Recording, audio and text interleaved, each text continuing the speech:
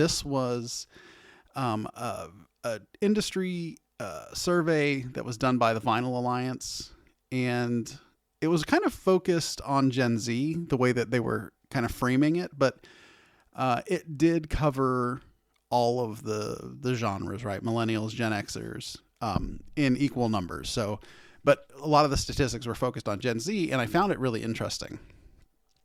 Apparently Gen Z loves vinyl, which I was like, oh, cool. And they're being credited as the driving force behind the resurgence of vinyl.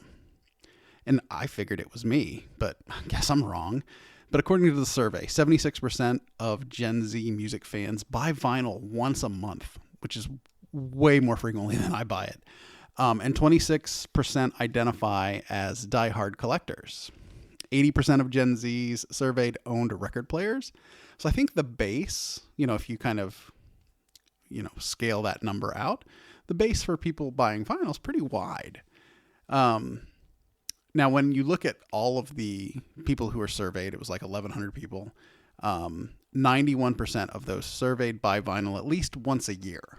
So when I think about when I was a kid, how often I bought music, God, it was like a couple times a month. But, obviously it's not that anymore, but once a year feels anemic.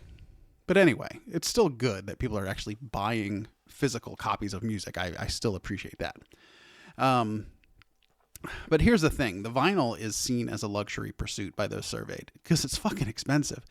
29% of Gen Zers were saying that it's actually becoming a little too expensive, and they're actually slowing down and reducing how frequently and how much they purchase. But you're seeing a lot being drawn to purchase more used records, which honestly is great news for the mom and pop record shops, because as much as they sell new vinyl, they buy, old vinyl and resell it. So that's always good to have in their inventory. And it's good to hear that people are looking at used inventory and they're not just buying the latest Billie Eilish vinyl.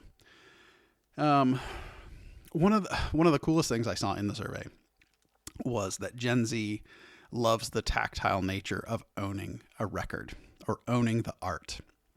You've heard me mention that I refer to streaming as music rental. So I'm a big fan of owning it. They see it as directly supporting the artist, as do I. And they see it as a separation between the casual music fan, the person that just puts music on in the background, and they're not really paying attention to it.